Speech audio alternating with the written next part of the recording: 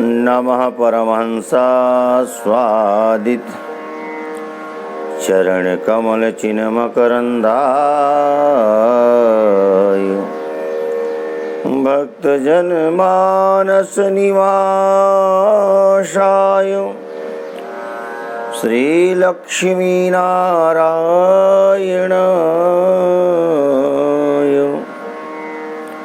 कृष्णाय वासुदेवाय हरये परमात्मने प्रणतक्लेशनाशाय गोविन्दाय नमो नमः। उल्लङ्घ्य सिन्धो सलिलं सलीलं यः शोकवहनं जनकात्मजाया आदाय तेनैव ददाह लङ्कां नमामि तं प्राञ्जलिराञ्जनेयम्।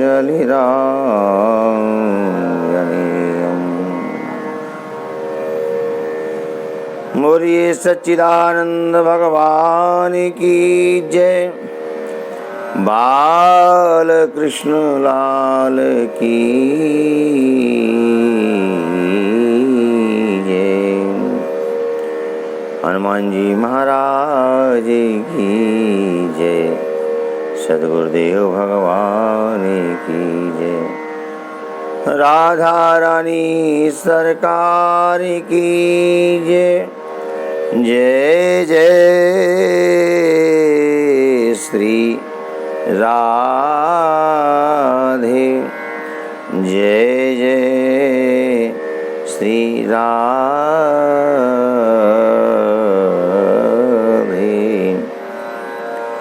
जय जय श्री राधे।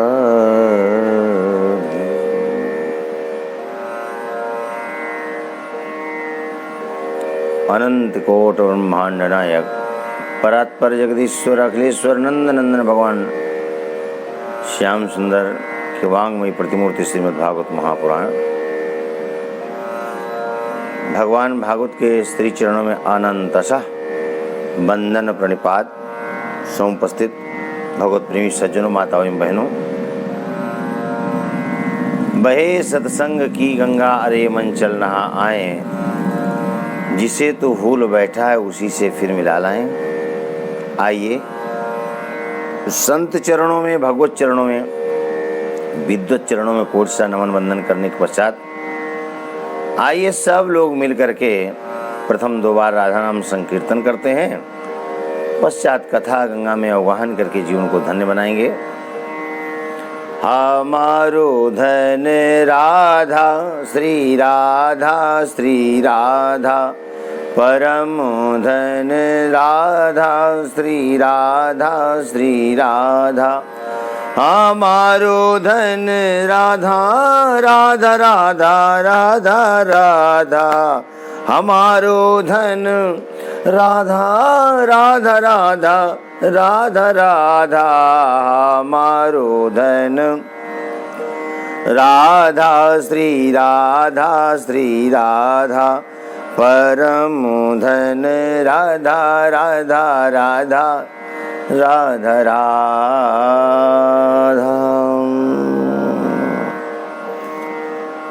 राधा रानी सरकार की जय, बरसाने वाली की जय। कल बीते हुई कल में आप सब लोग श्रवण कर रहे थे, कुमार भाइयों के साथ में देवर्षि नारद की मुलाकात होती है, चर्चा चलती है। कुशल क्षेम के पश्चात देवर्षि नारद ने कहा, बताइए वो कौन सा सत्कर्म है जिसके करने से ज्ञान वैराग को तरुणा अवस्था की प्राप्ति होगी और भक्ति का प्रचार और प्रसार होगा। कुमार भाइयों ने कहा, पूर्व ही वो साधन उपलब्ध है, सत्कर्म तो अनेक है, द्रव्यज्ञास, तपोयज्ञास, योग यज्ञास तथा परे स्वाध्याय ज्ञान यज्ञास ते तो कर्म विसूचका। लेकिन जो आकाशवाणी ने कहा है जिसके द्वारा इनका कल्याण होना है, वो है श्रीमद् भागवत का पारायण।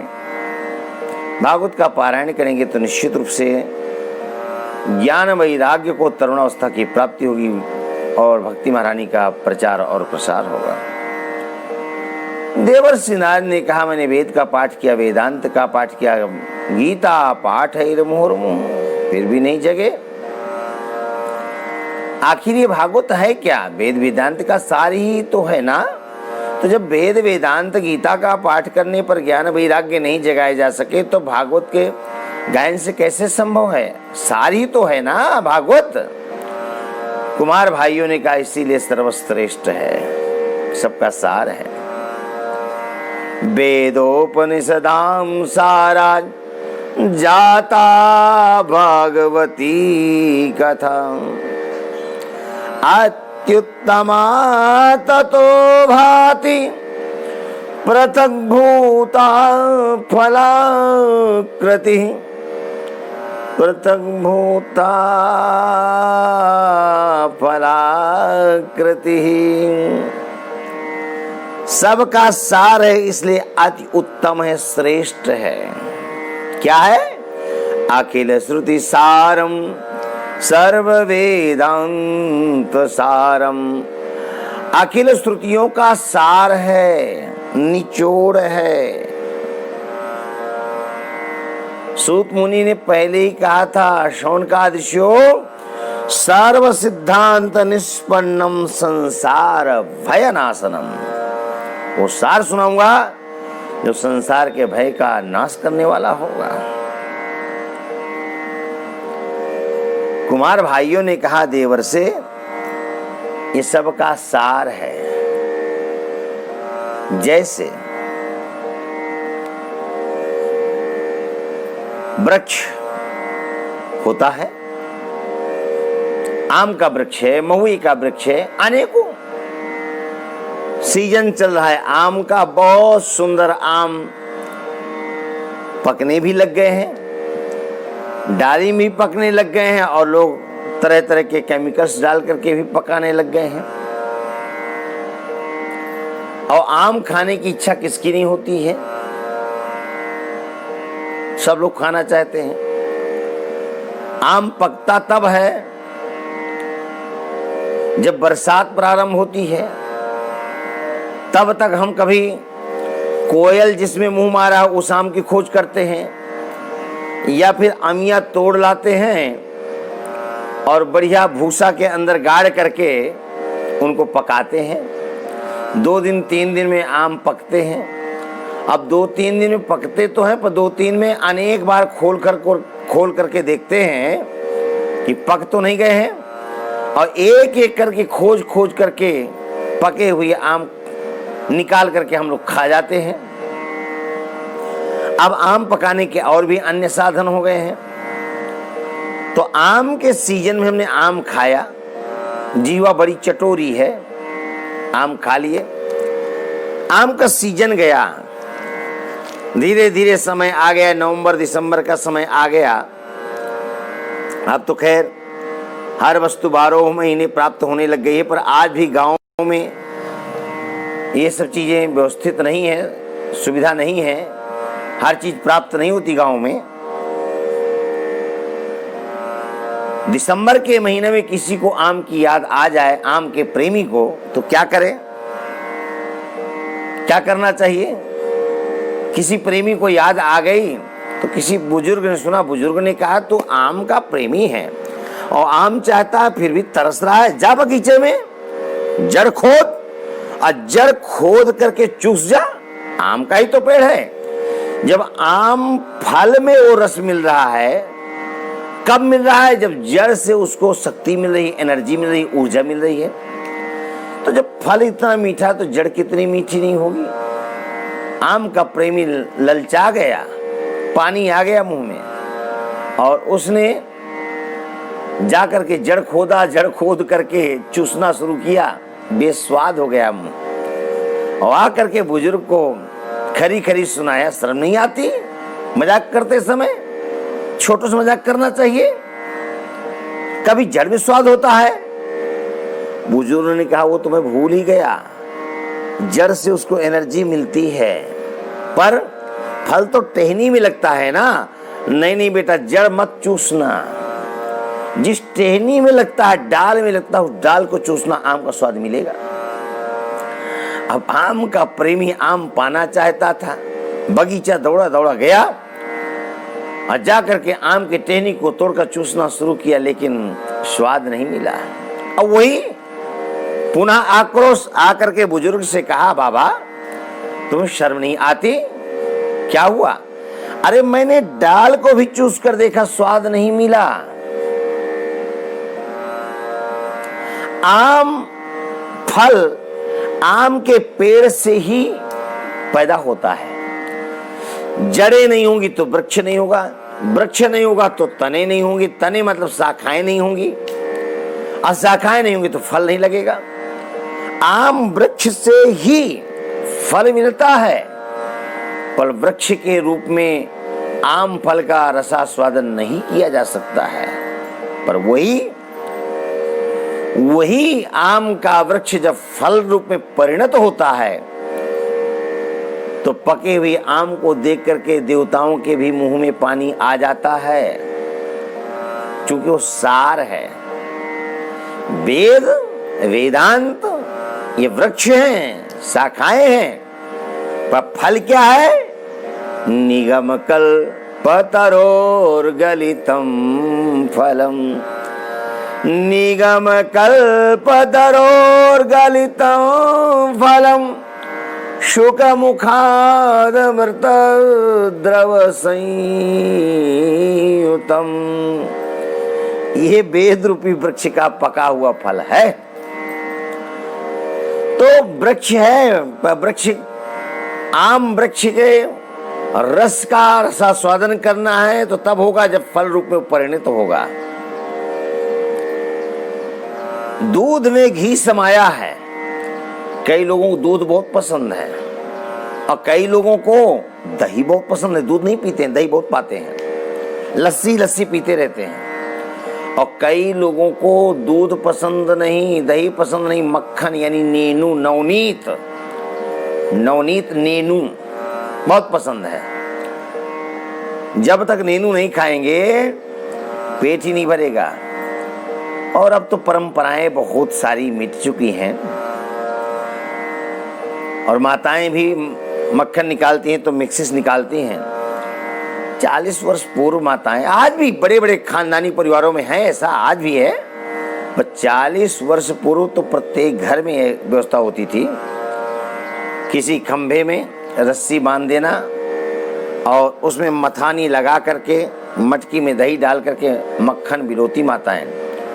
तो नन्हे मुन्ने बच्चे, यानी हम लोग जब छोटे छोटे थे तब की बातें कर रहे हैं, तो माताओं के पास बैठ जाते थे, इसलिए कि मक्खन निकलेगा, नेनू निकलेगी तो फिर माँ हमको नेनू देगी, और नहीं देती तो रो करके आंसू बहा करके ले लेते और रोटी में चुपड़ करके खाते। बड़ा स्वाद मिलता है। दूध का सार है घी। कई लोगों को दही पसंद है, कई को दूध पसंद है, कई को मक्खन। पर हफ्ते में एक दिन यानी रविवार के दिन माताएं घी को बनाती थी तो इतना सुंदर घी बनता था। यूरिया खाद का तो भूसा नहीं होता था, शुद्ध जो नेचुरल भूसा होता था, वो नेचुरल जो घास होती, स्वाभाविक जो घास प्रकट होती थी, उसका चर्वण करता पशु, चाहे वो गाय हो, चाहे भैंस हो, चाहे अन्य कोई हो, तो बड़ा सुंदर दूध होता, तो सुंदर सुगंधित घी निकलता। और घी जब बनता तो द्वार मोहल्ला में वो सुगंधी आती, तो लोग कहते आज घी लगता है तैयार हो रहा है। और घी के प्रेमी लोग होते थे, खूब कमाते थे, खूब खाते थे और खूब खिलाते थे। घरों में कोई मेहमान आए तो चकाचक खिलाते थे, बढ़िया भोजन कर लिया, अब आया सम्मान करने का समय, बढ़िया कटोरे में दूध भर दिया और दूध में बढ़िया रोटी मीस करके और बढ़िया चीनी डाल करके। खाने वाला मना करता, पेट में जगह नहीं, लेकिन उस प्रेम के सामने उसको झुकना पड़ता था खाने वाले को। जब भोजन परोसा जाता तो माताएं मिट्टी के पात्र में घी रखती हैं, एक परोसने का पात्र होता जिसको कहते हैं परी। अब तो परी बच्चे, आज के बच्चे तो जानते ही नहीं होंगे, अब सब चम्मच जानते हैं, क्योंकि चमचागिरी ज्यादा हो गई है ना समाज में। तो चमचागिरी करने से चम्मच ही फेमस हो गया है, परी की कोई नहीं जानता। तो पहले रोटियों में घी लगाया जाता, फिर दाल आदमी डाला जाता, फिर हमारा आगंतुक, हमारा मेहमान खुश हो तो घर की महिला निकलती, मिट्टी के पात्र में परी डालकर आती, घी डालती, यदि पहले डाल रखा है। पर ये महाशय यहाँ जाएं तो घर में जाकर तारीफ करें, फला जगह गए भाई, बड़ा स्वागत हुआ, बड़ा सत्कार हुआ। हाँ, अच्छा क्यों ना हो, बड़े खानदानी लोग हैं ना, इसलिए खिलाना पसंद करते हैं। अच्छा खिलाएगा वही जो खाना जानता होगा, और जो खाना ही नहीं जानता, जिसकी खाने की चर्या ही नहीं है, वो क्या खिलाएगा। और कदाचित उसके द्वार पर कोई पहुंच जाता तो भार और बन जाता है पहुंचने वाला। खाइए और खिलाइए, बांध करके ले नहीं जाना है, ये भ्रांति है। कोई भी आए, तुलसी या संसार में सबसे मिलिए धाय। प्रेम से खिलाइए और प्रेम से खाइए। तो बढ़िया सुंदर घी डालना, बड़ा सुगंधित घी। और एक बात बताएं, भूख न होने पर भी कुछ ज्यादा ही खा जाना। क्यों? एक तो सम्मान पूर्वक खिलाया जा रहा है, और दूसरा घी डाल डाल कर खिलाया जा रहा है, तो बढ़िया प्रेम से लोग खाते। तो घी क्या है? दुग्ध का सार है, पर दुग्धावस्था में घृत का रसास्वादन नहीं किया जा सकता है। गन्ना के जड़ से लेकर के टहनी पर्यंत शुगर ही शुगर समाई हुई है, खांड ही खांड समाई हुई है, गुड़ ही गुड़ समाया हुआ है, मिश्री ही मिश्री समाई हुई है।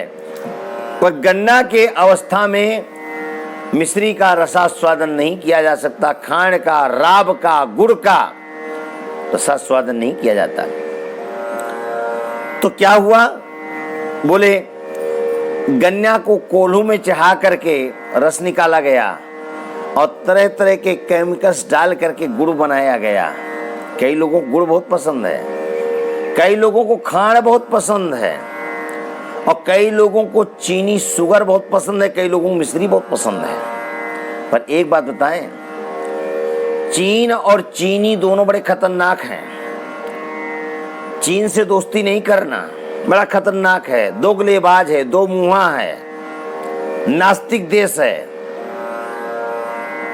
और उसी की देन है कि आज पूरा विश्व त्राही त्राही कर रहा है। चीनी वस्तुओं का बहिष्कार करो,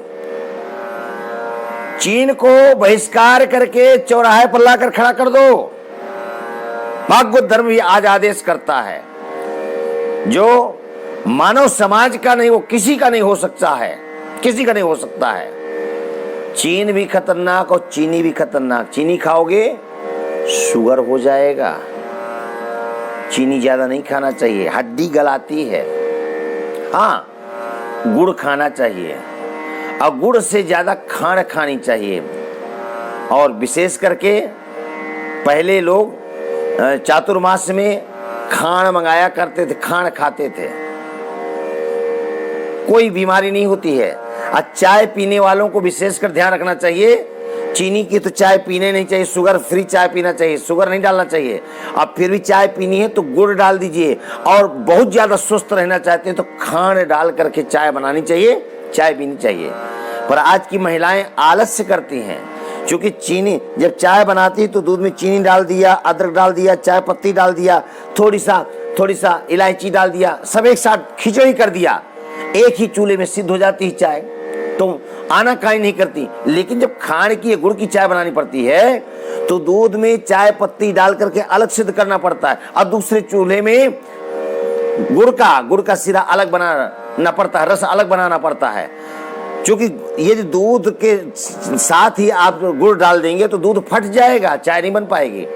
तो अलग पानी में गुड़ को उबालना पड़ता है और दूध को अलग, अब फिर दोनों को एक साथ उबालने के बाद मिला देते हैं तो दूध फटता नहीं और चाय भी बड़ी स्वादिष्ट हो जाती है। और यह चाय शुगर पीड़ितों को भी नुकसान नहीं करती है और खाड़ पड़ जाए तो और सोने में सुहागा।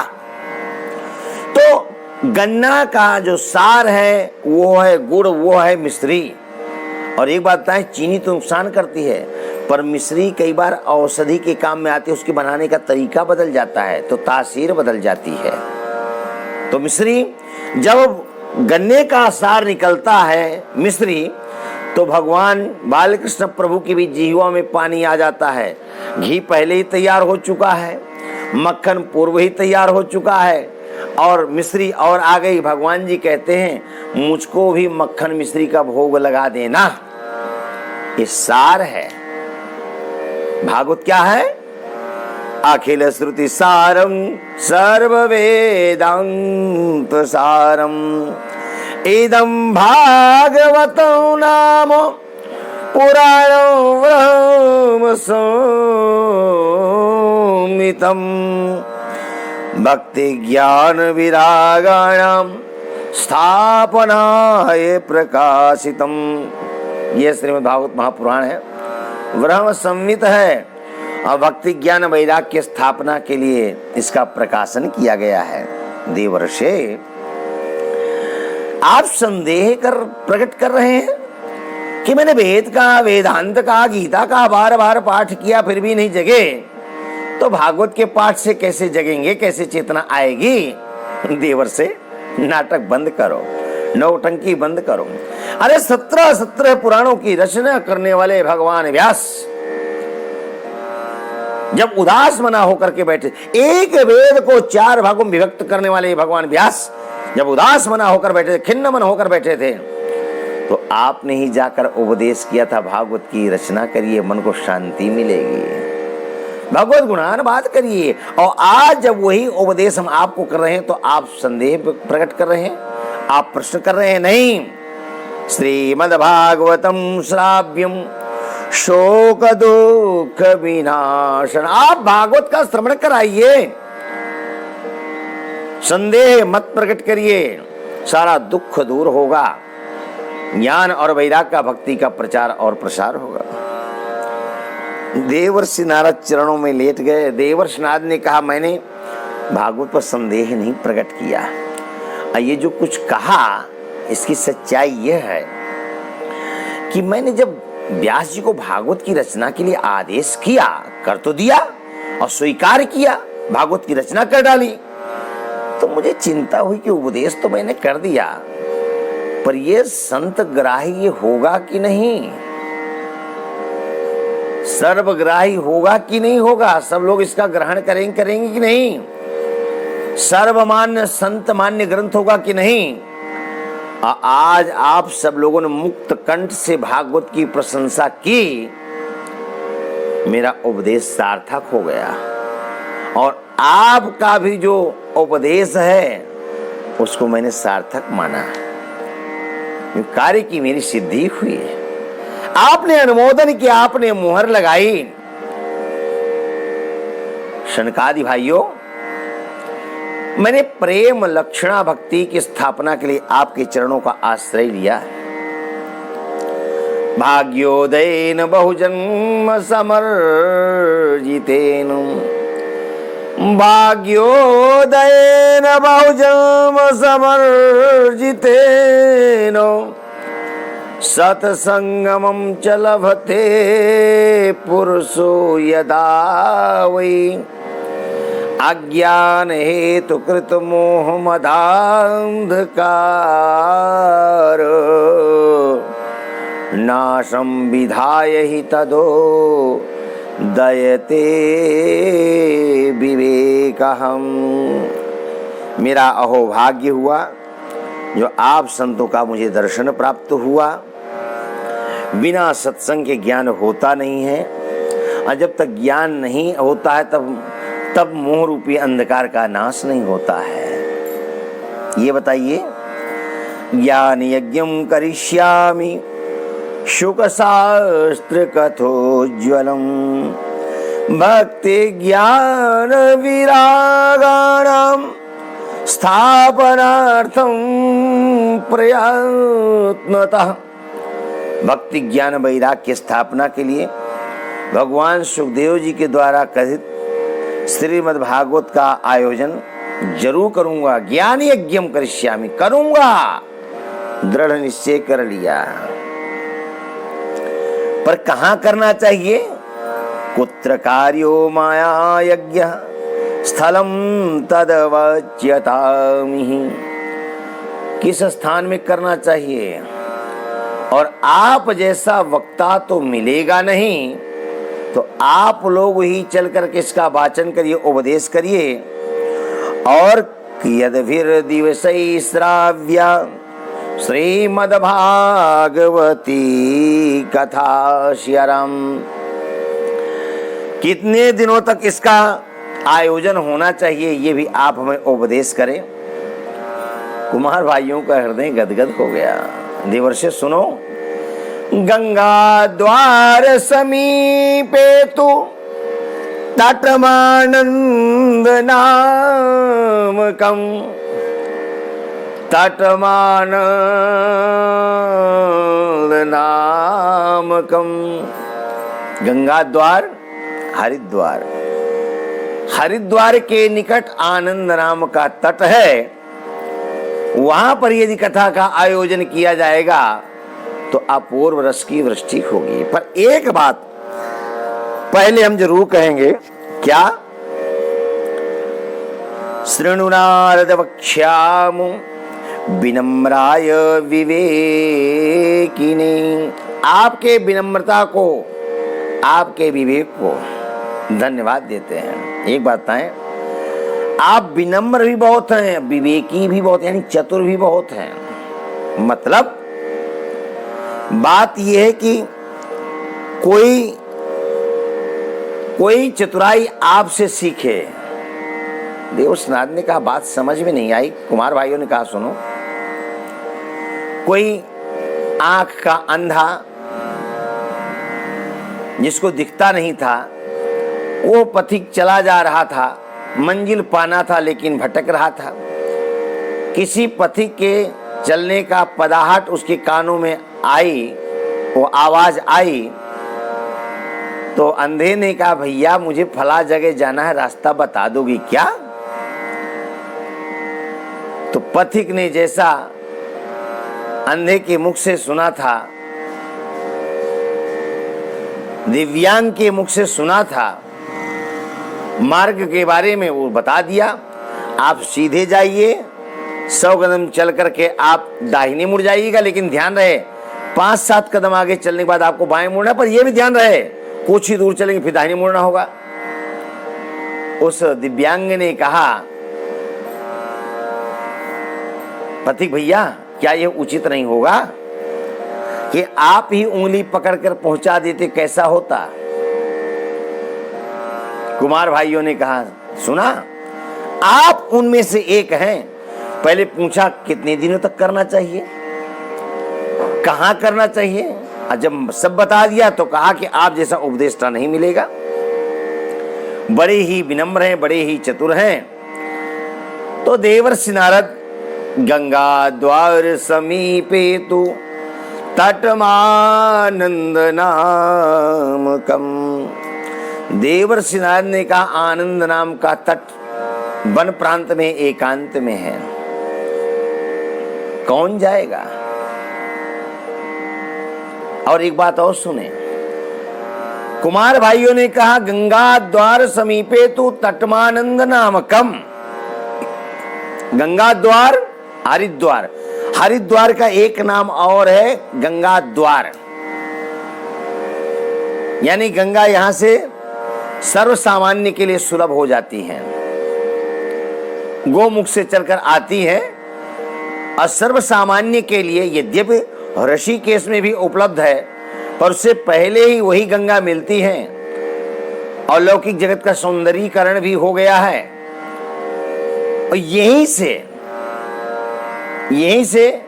सर्व सामान्य के सुलभ अथवा प्रभु से मिलने का जो द्वार है वो यही द्वार है। हरिद्वार किसको कहते हैं? हरिद्वार कहाँ है? बोले उत्तराखंड में है, मुजफ्फरनगर से आगे, रुड़की से आगे हरिद्वार है। बोले वो तो सप्तपुरियों में एक पुरी है, पर यदि कोई नहीं पहुंच सकता किसी कारणवश तो क्या हरिद्वार उसको नसीब नहीं होगा? हरिद्वार उसके लिए और कहीं नहीं? बोले भगवान जाना तो पड़ेगा। बोले नहीं, हरिद्वार कहीं और नहीं है, जहां पर आपने हरि से मिलने का, प्रभु से मिलने का, हर से मिलने का निश्चय कर लेते हैं, पैर बढ़ा देते हैं, उस स्थान का नाम हरिद्वार हो जाता है। तीर्थ कोई और नहीं। तीर्थी कुर्वन्ति तीर्थानि स्वातस्तेन गदावृतः। तीर्थी कुर्वन्ति तीर्थानि स्वातस्तेन गदावृतः। स्वातस्तेन गदावृतः। जहां पर भक्त अपने इष्ट गदाधर भगवान को हृदय में बिठाकर बैठ जाते हैं, उसी स्थान का नाम हो जाता है तीर्थ। तीर्थ कोई और नहीं। भक्त जनों ने जहां पर बैठ करके भगवान का ध्यान किया, भजन किया, वो स्थान तीर्थ बन जाता है। तो हरिद्वार हरि से मिलने के लिए जहां से आपके चरण बढ़ जाते हैं, उस स्थान का नाम हरिद्वार हो जाता है। नहीं महाराज, हरिद्वार के पास आनंद नाम का तट है, तो यहाँ कहाँ आनंद नाम का तट है? बोले नहीं, हरिद्वार के पास ही नहीं, जहां पर आपके चरण प्रभु चरण मिलने के लिए चल पड़ते हैं, उस स्थान का नाम हरिद्वार हो जाता है। और आप जहां पर बैठ करके कथा का श्रवण कर रहे हैं, आनंदानुभूति नहीं हो रही है क्या? हो रही है ना? तो जब आनंदानुभूति कथा श्रवण करके हो रही है, तो यही तो आनंद नाम का तट है। आप जाइए हरिद्वार, सप्तपुरियों में एक है, निकट में आनंद नाम का तट है, जाइए। पर आप जहां पर प्रभु चर्चा सुन करके आनंदित और आह्लादित हो रहे हैं, इस जमी को, इस स्थान को, इस भूमि को न्यून नहीं समझना, कम नहीं समझना। आपके लिए ये आनंद की भूमि है। बाबा आनंद अम्मा यशोदा चारों धाम की यात्रा करना चाहते थे, और ये बात कान्हा को ज्ञात हो गई, तो कान्हा ने कहा आपको जाने की जरूरत क्या है, मैं यहीं पर चारों धाम बुला देता हूं। तो ब्रज में ही चारों धाम बुला दिया। उत्तर प्रदेश का बॉर्डर, राजस्थान की भूमि, कामाख्या क्षेत्र चारों धाम के रूप में जानी जाती है। क्या बद्रीनाथ नहीं है? क्या केदारनाथ नहीं है? क्या हरिद्वार नहीं है? सब है। और एक बात बताएं, सब तीर्थ हैं, सब पुरियां हैं, सब धाम हैं, पर हरिद्वार जाएंगे तभी हरिद्वार की प्राप्ति होगी। कोई सक्षम नहीं है जाने में। किसी के पास पैरों का अभाव है, किसी के पास पैर में पीड़ा हो रही है, किसी के नेत्र का अभाव है, किसी के नेत्र से दिखता ही नहीं है, किसी के कानों में सुनाई ही नहीं देता है, नाना प्रकार की बातें हैं। तो क्या वो चारों धामों से वंचित रह जाएगा? क्या सप्तपुरियों से वंचित रह जाएगा? नहीं। तो क्या करे महाराज, कैसे होगा उसको? बोले सकल भूमि गोपाल की। ऐसी कौन सी भूमि है जिस भूमि को हम भगवान की भूमि से, जो भगवान ने सृजित किया, रचना की है, उस भूमि से परे हो? संपूर्ण ब्रह्मांडी परमात्मा के द्वारा सृजित है। अब परमात्मा भी सर्वत्र व्याप्त है। अब भगवान शंकर का डिम डिम घोष है, हरि व्यापक सर्वत्र समाना। हरि व्यापक हरि व्यापक सर्वत्र समान, हरि व्यापक सर्वत्र समान, प्रेमुत प्रगट होहि मैं जाना, प्रेम ते प्रगट होहि मैं जाना, प्रेम ते प्रगट होहि मैं जाना। धरा गो बन करके संतों देवताओं का आश्रय लिया था। देवताओं ने ब्रह्मा जी की शरण लिया। ब्रह्मा जी ने कहा मैं भी दुख दूर नहीं कर सकता। भगवान शंकर के निकट गए। भगवान शंकर से चर्चा होने लग गई। भगवान शंकर ने कहा क्या करें। किसने कहा वैकुंठ चलते हैं, कोई कहता क्षीर सागर चलते हैं, कोई कहता साकेत चलते हैं, कोई कहता गोलोक चलते हैं, वहीं पर भगवान मिलेंगे। बाबा भोले ने कहा नहीं नहीं नहीं, वो परमात्मा एक देशीय नहीं है। मेरा परमात्मा वो सार्वभौम है, और जहां बैठ करके भक्त पुकार देते हैं वहीं पर प्रकट हो जाता है। और डिम डिम घोष किया हरि व्यापक सर्वत्र समाना, प्रेम ते प्रकट हुई में जाना। वो परमात्मा सर्वत्र विद्यमान है। आप जहां पर बैठे हैं, यदि आप कहीं नहीं जा सकते हैं तो आप घर पर बैठ करके परमात्मा का आराधन करिए। कहीं भटकने की आवश्यकता नहीं है। वो भूमि ही तीर्थ बन जाएगी, वो भूमि ही धाम बन जाएगी। हाँ, स्वस्थ है, सुंदर है, बलवान है, शक्ति संपन्न है, तो तीर्थाटन करिए। तीर्थाटन का एक अभिप्राय और भी था। तीर्थों में भगवान बसते हैं, एक स्थान विशेष निहित भी है। ऐसा नहीं कि नहीं, सबके घर अपने निश्चित हैं।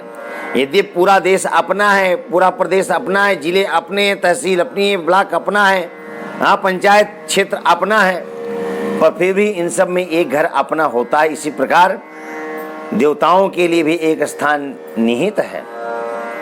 पर तीर्थाटन का मतलब क्या है?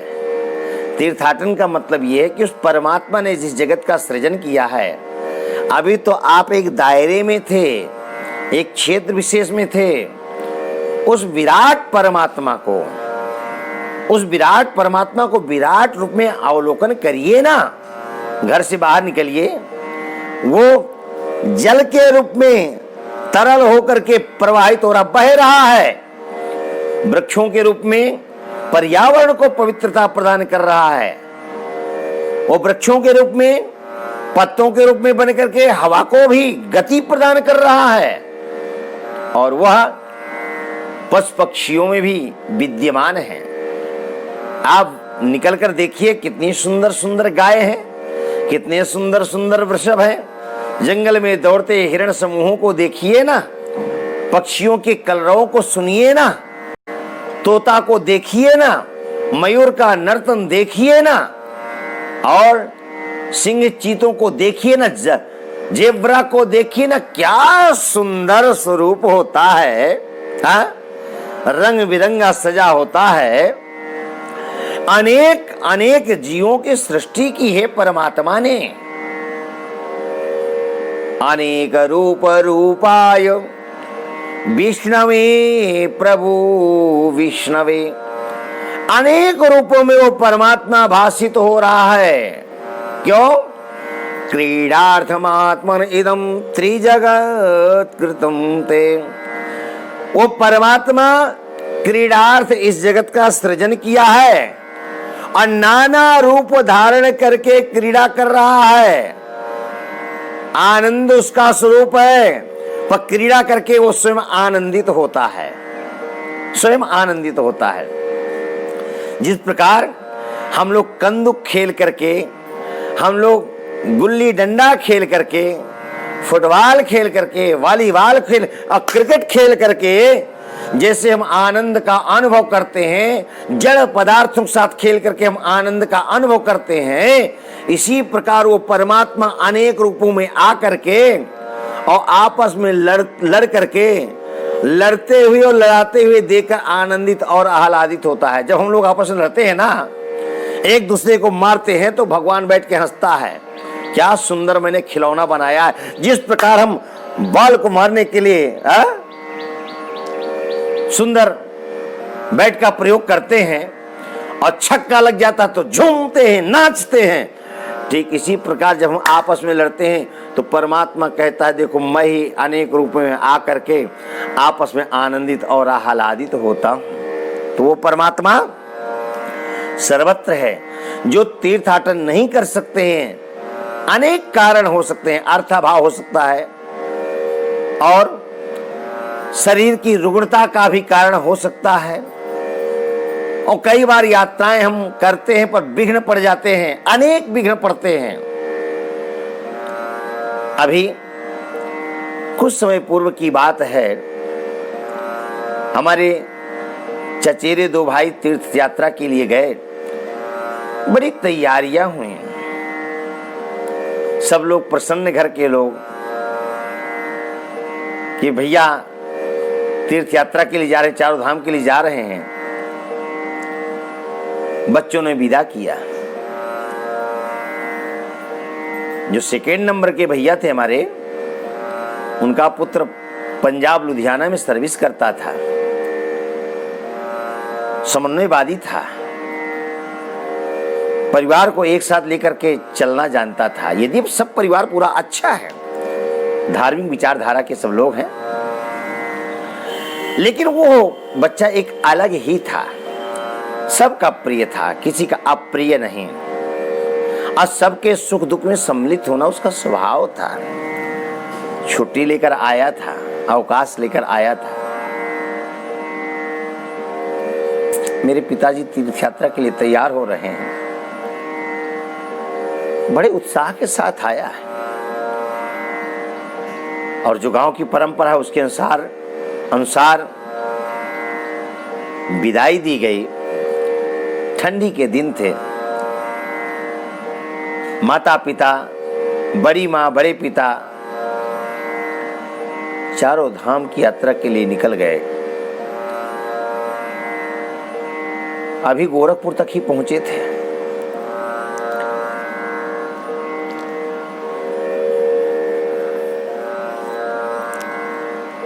इधर वह बालक जो 39 से 40 वर्ष का था, युवा था, बच्चे थे, ठंड पानी से स्नान क्या कर लिया, प्राणांत हो गया। कोई बचा नहीं सका। बड़ा भाव लेकर आया था, माता पिता को तीर्थ यात्रा कराऊंगा, पर्याप्त धन खर्चा के लिए दिया, पर किसी को क्या मालूम कि क्या होगा। ठंडी बैठ गई, और सच कहते हैं कि जब उसको हॉस्पिटल में लेकर के चले तो जिसकी याद रही उसको, जिसके प्रति ज्यादा विश्वास था, उस बालक ने बार बार कहा, उसके जो सबसे छोटे चाचा थे, सबका बंटवारा हो चुका था, और उस बालक ने कहा मुझे छोटे चाचा के पास पहुंचा दो, मेरे चाचा मुझे ठीक करा देंगे। लेकिन चाचा तक बच्चा पहुंच नहीं पाया, प्राणांत हो गया।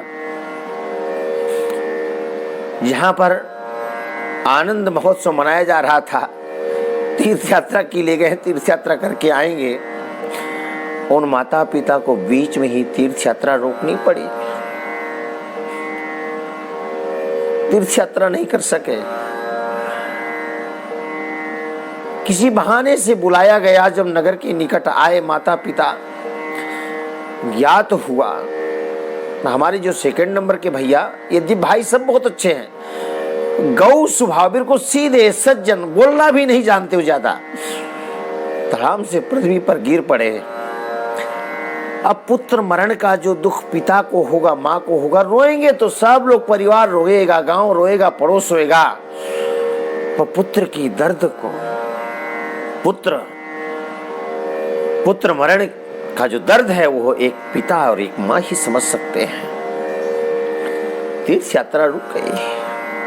मतलब कई बार सक्षम होते हुए भी हम तीर्थयात्रा नहीं कर पाते हैं, अनेक कारण होते हैं। ये जीव चाहता तो बहुत है, पर आपन चेता होत नहीं, प्रभु सोचेता तत्काल। निवेदन करूंगा, यदि कोई नहीं जा सकता तीर्थयाटन के लिए, तीर्थ यात्रा के लिए, तो आप जहां पर बैठे वहीं बैठ करके भगवान का भजन करना, वही आपका तीर्थ हो जाएगा, वही आपका चारों धाम हो जाएगा। मैं चाहता तो हूं कि कथा को और गति दूं, पर आज 13 दिवस हो गए, 13 दिवस भक्ति रस प्रवाह का, जहां 2 घंटे 3 घंटे में महात्म की कथा पूर्ण होती थी, करता था। आज 13 दिवस हो गए और अभी तृतीय दिवस में तृतीय अध्याय में मैंने प्रवेश किया है। 6 अध्याय 6 अध्याय हैं इस महात्म में, और अभी प्रारंभ में ही चर्चा आज ही प्रारंभ किया हूं। कोई निश्चित नहीं है कब तक कथा पूर्ण होगी, पर हां संकल्प सद है, इस संकल्प को पूर्ण करेंगे, चाहे वो 6 महीना लगे, चाहे 6 वर्ष लगे। कई बार चूंकि स्वतंत्र समय मिला हुआ है, आजादी है, कोई बंधन नहीं है। यजमान ये कह नहीं सकता गुरुदेव 7 दिन में कथा पूर्ण करनी, मंजिल तक पहुंचना है। मेरा कोई यजमान नहीं है, मैं किसी के बंधन में नहीं हूं। यदि मेरे यजमान कोई है तो मेरे हनुमंत लाल जी विराजमान है, मेरा कान्हा बैठा है, मेरे सर्वेश्वर बैठे हैं, मैं उनको कथा सुना रहा हूं। और जो बड़भागी होंगे कथा रस का पान करेंगे, जीवन को धन्य बनाएंगे। बड़ी विस्तार के साथ कथा करूंगा और बड़े मनोयोग के साथ कथा करूंगा। मैंने अपना जीवन ही भगवान के लिए समर्पित कर दिया है, हूँ सदगृहस्थ, पर मेरा कहीं कोई लगाव नहीं कि मुझे कहीं जमीन मिले, मुझे कहीं घर मिले, कोई तमन्ना नहीं है। जिनको चाहत है वो अपना उपभोग कर रहे हैं, करते रहेंगे। और यदि ईश्वर नाम की सत्ता है तो कहता है कि योगक्षेमो हम, तो हम कभी चिंता करते भी नहीं है। हाँ, मनोयोग के साथ में पूर्ण भजन करना स्वभाव बना हुआ है। जितना भी समय मिलता है उतना भगवत चरणों के लिए समर्पित करता हूं। तो निवेदन करूंगा, यदि आप वृंदावन नहीं आ सकते हैं, आप बद्रीनाथ नहीं जा सकते हैं, आप हरिद्वार नहीं जा सकते हैं, आप प्रयाग नहीं जा सकते हैं, रामेश्वरम नहीं जा सकते हैं, काशी नहीं जा सकते हैं, जगन्नाथपुरी नहीं जा सकते हैं, द्वारिकापुरी नहीं जा सकते, तो आप जहां पर बैठे हैं निश्चल मन से, निष्कपट भाव से आप उसी को तीर्थ मानिए। और तीर्थ है क्या?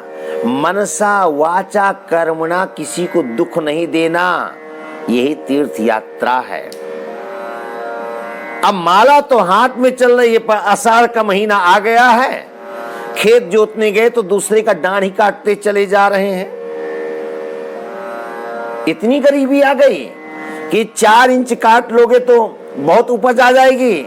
नहीं, मनसा वाचा कर्मणा किसी को क्लेश नहीं देना, कष्ट नहीं देना, दूसरे की धन की अपेक्षा नहीं रखना। और एक बात बताएं, दुखी ज्यादा वही होता है जो पर धन आकांक्षी होता है, जिसको अपने धन पर, अपने कर्म पर विश्वास नहीं होता, वो दुख भोगता है। और जो स्वधर्म निष्ठ है, कर्म निष्ठ है, वो कभी भी क्लेश को नहीं पा सकता है। नहीं, हमारे संत लोग शिक्षा देते हैं और मैं ज्वलंत उदाहरण हूं। वृंदावन में हम पढ़े हैं, कोई हमारी फैक्ट्री नहीं, कोई हमारी सर्विस नहीं है, भगवान नाम आश्रय ही हमको जीवन दे रहा है। क्या विस्तार से करना है चर्चा इन सब बातों को, पर सबके लिए यही है कि मनसा वाचा कर्मणा, किसी के धन अपहृत की कामना नहीं करना, किसी को दुख नहीं देना, आपकी तीर्थ यात्रा हो गई। आज की कथा को यहीं पर विश्राम। मैं दावा नहीं कर सकता कितने दिनों में कथा पूर्ण होगी, पर कथा सामाजिक करूंगा, शास्त्र सम्मत करूंगा, पुराण में प्रवेश करके करूंगा। अब ये कहें कुछ लोग कि महाराज व्युत्पत्ति तो करते नहीं, व्याख्या उसते व्याकरण के हिसाब। तो भाई देखो, मैं सर्व समाज के लिए, सर्वजन के लिए सहज सुलभ कथा की प्रस्तुति दे रहा हूं। हाँ, जहां उचित समझूंगा मैं कुछ विद्वानों के हिसाब से कुछ बोलना पसंद करूंगा, पर मेरा तो एक ही उद्देश्य रहता कि तस्मात् के ना पी पाए न मना कृष्णे निवेशित एन केन प्रकारेण। ये चंचल मन प्रभु चरणों में लगे। वैदुष्य का प्रदर्शन करने की जरूरत नहीं है, भजन का प्रदर्शन करने की जरूरत नहीं है, माला जपने की शक्ति दिखाने की जरूरत नहीं है। जैसा कि एक दिन कहा था हमने कि आज लोग भजन करते हैं कि नहीं, कथा सुनते हैं कि नहीं, परमार्थ करते हैं कि नहीं, पर सब लोग यह सिद्ध करने में लगे हुए हैं, साबित करने में लगे हुए हैं कि मैं बहुत बड़ा साधक हूँ, मैं बहुत बड़ा संत हूँ, मैं बहुत बड़ा फला हूँ, मैं बहुत बड़ा ढीका हूँ, मैं बहुत बड़ा धनवान हूँ। सब निरर्थक बातें हैं। किसी चीज का प्रदर्शन नहीं करना चाहिए, शक्ति प्रदर्शन भी नहीं करना चाहिए। जो सामने पड़े उससे गले लग करके मिलो, कहीं न कहीं वो परमात्मा का स्वरूप है। कोई भक्त अपने गुरु के पास गया, बोले गुरु का दर्शन कैसे होगा? बोले आश्रम से बाहर निकल जाओ। शिष्य ने कहा क्यों? बोले कहा ही दिया ना बाहर निकल जाओ। शिष्य ने कहा गुरुदेव निकल जाता हूँ, भगवत दर्शन कैसे हो बताओ। गुरुदेव ने कहा बाहर निकलते जो पहले दिखाई दे वो भगवान ही होगा। तो भक्त बाहर निकला तो देखा छोटा सा बालक पतंग को उड़ा रहा था। इस भक्त ने कहा गुरुदेव ने कहा जो पहले मिलेगा भगवान होगा, ये तो बालक है पतंग उड़ा रहा है, इसको तो यही पता नहीं कि कहीं इसको चोट लग सकती है, कभी गड्ढे में पैर मारता है, कभी कांटे में पैर पड़ते हैं, कभी कंकड़ पैर पड़ते हैं, कभी कीचड़ में पड़ जाता है। जिसको यही बोध नहीं परमात्मा कैसे हो सकता है। वो भक्त लौट के पुनः गया, बोले गुरुजी वहां भगवान जी नहीं, वहां तो बालक है। बोले क्या उसकी मुद्राएं हैं, क्या उसकी क्रिया थी, कैसा रहन सहन, कैसा चाल चलन, सब बताया। बोले नादान, वही तो परमात्मा है, उसकी लीला को देखा नहीं? वो गड्ढे में गिर रहा है, कुएं में गिर रहा है, कंकड़ लग रहा है, कांटे चुभ रहे नहीं, पर उसका मन एक जगह केंद्रित है। कहां पर? बोले पतंग पर। एक निष्ठ है वो परमात्मा, एक निष्ठ एक है। एकम सद्विप्रा बहुधा बदंती, वही तो परमात्मा है। तो भाई मेरे, इस द्वैत को हटा करके और प्रेम की जिंदगी जियो। श्री राम में सब जग जाने की नजरिया बनती है तो भी परमात्मा का स्वरूप है। अब प्रेमी बनकर के जीते हो तो प्रेम भी परमेश्वर का ही स्वरूप है। इसलिए प्रेमी बनो, किसी पर क्रोध मत करो, आक्रोश मत करो, लड़ाई मत करो, झगड़ा मत करो। प्रेमी बनो, प्रेमी बनोगे परमात्मा का उसी समय दर्शन प्राप्त हो जाएगा। आज की कथा को यहीं पर विश्राम। गोविंद जय जय।